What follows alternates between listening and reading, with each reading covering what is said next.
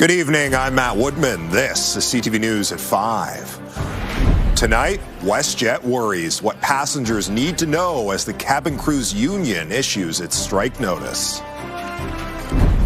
Weather watchers, how upcoming festivals in Edmonton are preparing for more potential storms. And the Paramount purchased what's in store for the old downtown theater block under new ownership.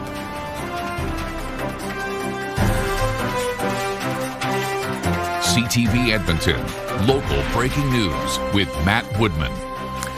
With WestJet offering flight changes or cancellations ahead of a potential cabin crew strike, some travel industry experts are urging passengers to be patient.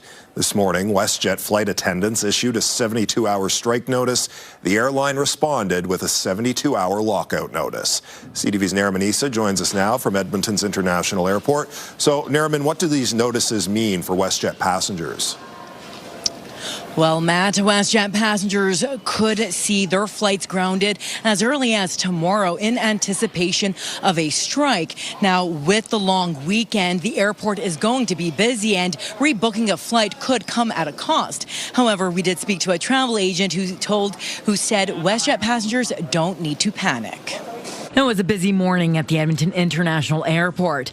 With a possible strike looming, passengers are thinking about what will happen when they try to return home. We've all been stressing out.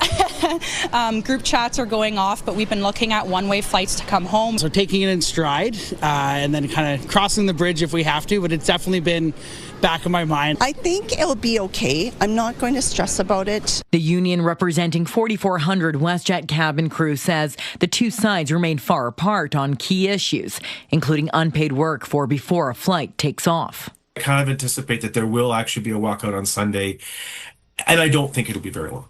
One way or another, this is not going to stretch on because WestJet can't afford it. WestJet is offering free cancellations and one-time changes to all passengers booked between today and August 4th. This travel agent says that might not be your best option. Your rights are different if they preemptively start canceling the flights like tomorrow or the next day, where you are entitled to compensation. You're entitled for WestJet to book you on another flight, even if it's with a different airline. Hyder El Mace with Travel Gurus says if your flight is not within the next week, don't panic. If you need to travel, you need to make sure that you have other options. If you don't need to travel, don't cancel anything right now. Just wait, and then later on they'll have even more options of like a full refund, or you may be entitled to further compensation. If job action were to happen, it would begin just after midnight Sunday. Now, travel was disrupted last year when Air Canada flight attendants went on strike. The federal government stepped in and ordered them back to work after just 12 hours. However, the union ignored that order for several days. Now, Matt, when that airline and the union agreed to a tentative deal that also included some pay for ground time, which we just heard is one of the contentious issues in these WestJet negotiations. Back to you. All right, Nariman Issa out at the airport tonight. Thank you. Multiple festivals are preparing for the possibility of bad weather this weekend. With some recent events canceled in Edmonton because of storms, safety is a top priority. CTV's Miriam Valdez-Carletti reports. There's lots of work to be done to welcome thousands back to Hawrelak Park for Heritage Fest. The purpose of our festival is to bring the world together. That includes an evacuation plan if the weather makes a turn for the worst.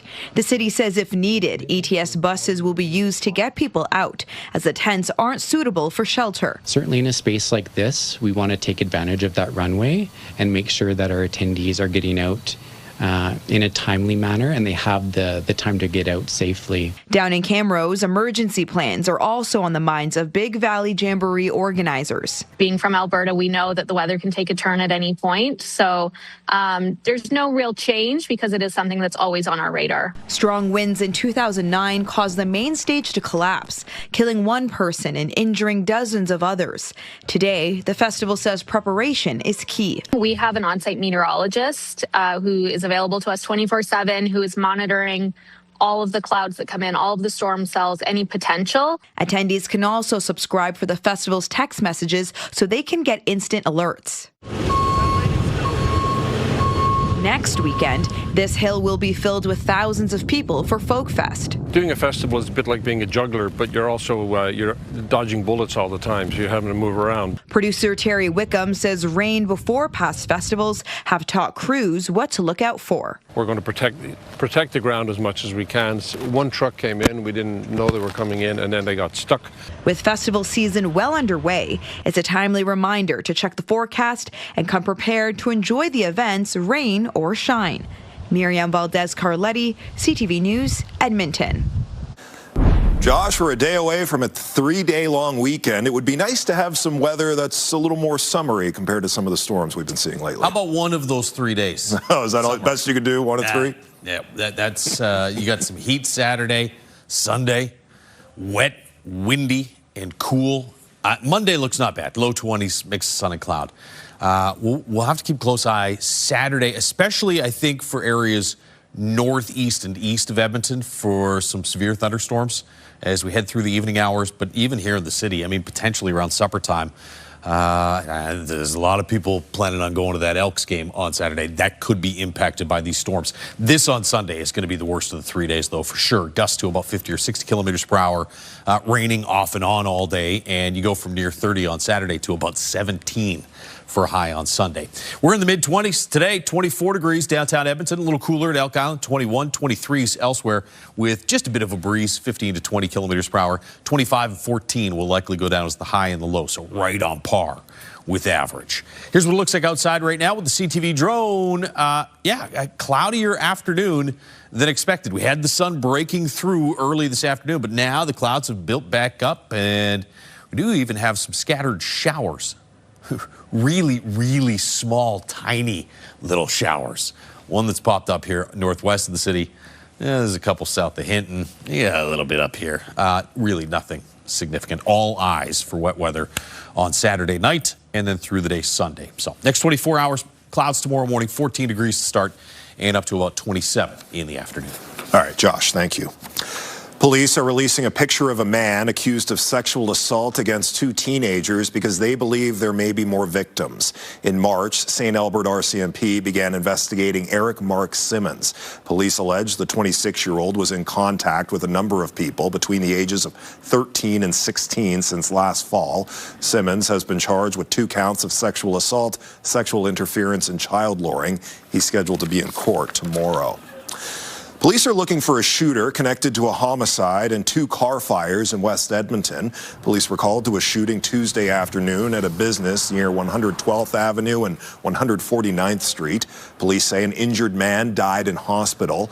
An autopsy confirms the 39-year-old died of gunshot wounds. His death has been ruled a homicide. Police have released photos of 2 cars used in the shooting, including a gray 2009 Mazda 3. They say it was driven to 213th Street and 108th Avenue and set on fire. Police say the shooter then got into a 2007 red Ford Fusion, drove it to Ada Boulevard and 50th Street, and also set that car on fire. The shooter then ran into the river valley. People from across Calgary will pay tribute tonight to an 11-year-old boy whose body was found yesterday afternoon. Parker disappeared 2 weeks ago. After an extensive search, Calgary police said yesterday they found a body in a small pipe. They believe Parker likely entered a nearby culvert and traveled underneath the road through a maze of tunnels. 3 memorials have been set up near the culvert with flowers, stuffed animals, and handwritten notes. The Calgary Tower will be lit up in blue tonight in honor of Parker. The man who led a petition to stop coal mining in the Alberta Rockies is fighting Elections Alberta's decision to reject it. Corb Lund has applied for a judicial review in the Court of King's Bench. Lund says more than 200,000 Albertans signed the water, not coal petition. He believes Elections Alberta applied standards that were stricter than the law requires. He feels thousands of Albertans were effectively shut out. The petition needed 177,000 verified signatures. Once Elections Alberta went through the petition, water, not coal, ended up about 5,000 signatures short. A stretch of Jasper Avenue that includes an old movie theater has a new owner. The Paramount block was purchased by Gather Co. It's a local family-run real estate business. It's known for preserving historic buildings and repurposing them like the Mercer Warehouse downtown. The block includes the Paramount movie theater, a cafe, and a restaurant. The company's spokesperson says the new owners are excited about the building. The vision is to restore the Paramount Theatre itself back to being the cultural institution that it once was. And then it's the rest of the block as well. So it's 4 retail bays next to the Paramount. And they were talking to a mix of tenants, retail, hospitality, both cafes and restaurants. The Paramount Theatre opened in 1952 and closed in 2003. Restoration work is expected to begin this year. Gather Co. hopes to have tenants moving in by the spring. A process that began nearly 2 decades ago is starting to take shape. Following a city council decision last month, Alberta Avenue will be getting its long-awaited arts hub. CTV's Curtis Goodrum has more on what that means for the area. A grass canvas on 92nd Street and 118th Avenue could soon be filled. After 18 years, council has given an arts centre the go-ahead. It's super exciting. You know, there was sort of many start and stops, and this is a start that is going to be seen to the finish. The Arts on the Ave Edmonton Society say the project will cost around $10 million. Organisers hope to get shovels on the ground within 3 years. We are crazily writing grants and talking to different sponsors and donors. Métis Ward Councillor Ashley Salvador says the city put aside more than $3 million for the project. She says this shows the city's commitment and will hopefully entice more investors. I actually moved a motion to ensure that that funding stays attached to this project and is going to be dedicated to this community. Salvador says the community has been instrumental in pushing changes forward. And I think this project is the next natural step in the evolution of Alberta Avenue. The new building will have 24 two-bedroom units and a 200-person theatre. Local businesses are excited to have a new community space that will hopefully attract customers. This project is good for here, for under 18, for the business, is okay. I think it's excellent. All 24 units will have affordable housing status to keep it attainable for artists. Them just being there and being such creatives is going to just amplify and bring beauty to the neighborhood. Morin says they'll now start fundraising for the project, opening it up to donations in September. Curtis Goodrum, CTV News, Edmonton. Coming up next on CTV News, why a new group wants the provincial government to get involved in Edmonton's infill debate. Programming brought to you by James H. Brown Injury Lawyers, the heavy hitters of injury law. A new group in Edmonton is trying a different strategy to push back against infill development. The Infill Action Committee is pressuring the provincial government to step in because its members say the city is not listening. CTV's Jeremy Thompson reports. The basement units of this West End 8-plex are boarded up. A line of dirt is visible on the windows, the high watermark from flooding earlier this week. It has one Edmontonian questioning the city's drainage standards and enforcement for infill projects. Is it actually okay? I mean, I think these floods demonstrated that it's not. Jesse Watson says thousands of Edmontonians are scrutinizing the quality and impact of infill multiplexes. They've been popping up all over mature neighborhoods since the new zoning bylaw took effect in 2024. It's just we've gone from 0 to 60. And I just don't think we've contemplated all the impacts. Now he's co-founded a new group to direct all of that energy towards meaningful change. The Infill Action Committee is starting a 3-month letter-writing campaign to 7 provincial ministers who he says have a mandate to bring common issues they hear about from the public to the Premier. This is an election issue to us. Whether how the government acts is going to determine voting in Edmonton. The UCP government has already waded into Edmonton's bike lane discussion. It's also crossed jurisdictional lines on issues like photo radar and public safety in recent years. I think this is an issue that, I mean, like most local issues, are best determined by local representation. The provincial government doesn't have any MLAs in Edmonton. Mayor Andrew Knack has spent large parts of his 13 years on council discussing the ins and outs of Infill through surveys, door knocking, town halls, public hearings, and election campaigns. He believes the city has considered every angle of Infill impacts. No matter which decision you make, half of the people are going to be on the opposite end of the outcome they desire. That's different than not being heard, right? Council has made a number of changes responding to feedback, like shrinking the size of infill buildings and adding enforcement officers. Some of those changes kick in August 1st. The Infill Action Committee plans to send 300 to 400 letters on infill to the province per week until October. Jeremy Thompson, CTV News, Edmonton. A local organization is making sure students will have everything they need for the upcoming school year. Tutor Teachers has been collecting backpacks, pencils, you name it, and whatever school essentials they need. The donations are for children who cannot afford all the school supplies they need. Organizers say thousands of supplies have already been donated, and today they managed to fill 58 backpacks. It's knowing that we are anonymously supporting kids. They're just getting these backpacks and they don't have to feel meek or embarrassed or anxious going into the school. They can change the generational tide of their family. They can make a difference in this world. They deserve the same accessibility as every other child next to them and not feel bad about themselves. To help out more students, you can find donation boxes at city-owned facilities like rec centers starting August 3rd until the 28th. Monetary donations are not accepted. Still to come tonight on CTV News, how the provincial government is helping a county hit by 2 tornadoes last weekend.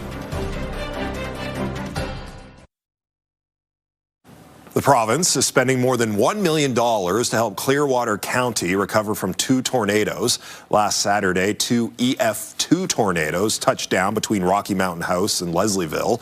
It damaged homes, trees, and scattered debris. Finance Minister Jason Nixon says the money is a one-time grant under the Disaster and Emergency Assistance Funding Program. Details of the funding agreement are being finalized between the province and Clearwater County. Well, Josh, I hope there's not going to be any tornadoes around here this weekend, although it sounds like we are going to have some pretty wicked weather, potentially. 27 so far this year. It's a lot. The record is 30 from 1980, so we're closing in on that. I think we're in second spot on that list, actually. It is going to get awfully, awfully stormy this weekend. I think the main threats are going to be some sizable hail, potentially some damaging wind gusts in northeastern Alberta there Saturday night. 23 right now, River Valley Skycam showing you a bit of cloud cover out there in parts of the Edmonton area. 26 to the south in Red Deer, it's 25 in Fort McMurray, and 27 in Jasper this afternoon. Humidity way down. I mean, past couple of days, earlier this week, we had dew point levels in the mid-teens, 10 right now. Severe thunderstorm watches and warnings in southeast and southwestern Saskatchewan and Manitoba and Alberta. Heat warnings in pink. This is the one we're keeping an eye on. Air quality warning for Hinton, Grand Cache, and Jasper. It actually looks like we may Saturday see a bit of that smoke here. I don't think it's going to be all that thick, but let's take you through to late tomorrow. Thickest smoke's probably off to the north-northwest. This would be a bit of a haze.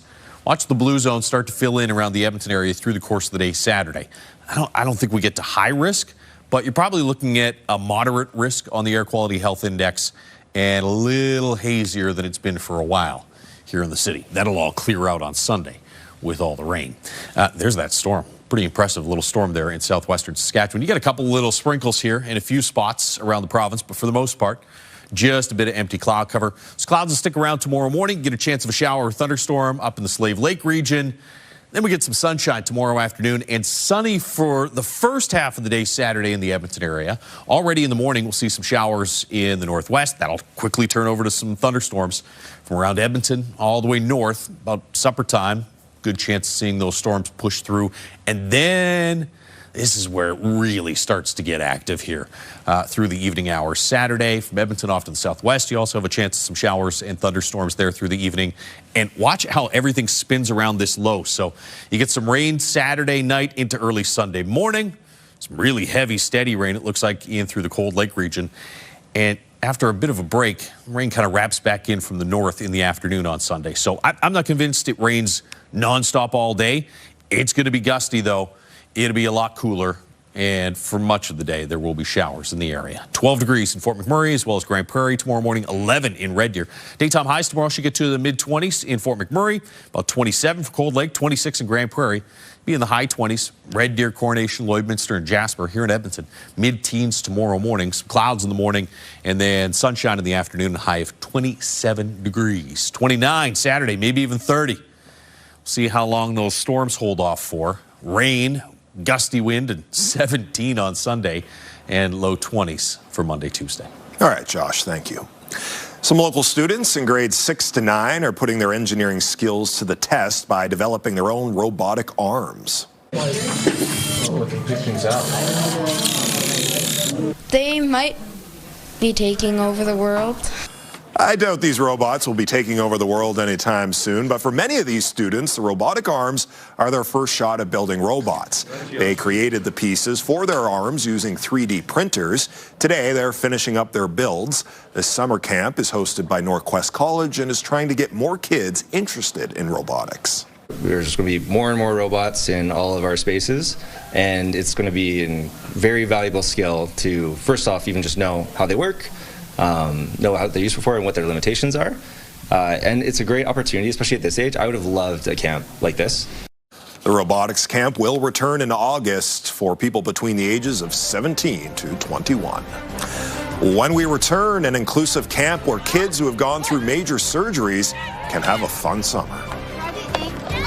I've seen you at your worst, and now I get to see you at your best, is probably like the greatest thing about Camp Everest.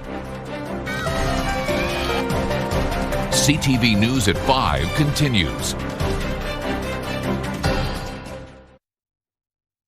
Programming brought to you by James H. Brown Injury Lawyers, the heavy hitters of injury law. Kids who have undergone brain or spinal surgery are getting a chance to experience summer camp, some of them for the very first time. This is Camp Everest, a place for kids to be kids despite their medical needs. It started after a child was denied acceptance into a different summer camp. Now in its 15th year, Camp Everest has 32 kids taking part. There's also 50 volunteers ensuring there's at least one counselor for every camper. Many of the volunteers are familiar faces to the kids because they've also treated them in hospital. Blows minds both on the staff and on the patient's ends. The opportunity to be able to say, like, I've seen you at your worst, and now I get to see you at your best, is probably like the greatest thing about Camp Everest. The experience at Camp Everest hits close to home for one of the camp's founders. We'll have that story coming up on CTV News at 6. And that's our show for this Thursday evening. Thanks for watching. I'm Matt Woodman. CTV News continues right now.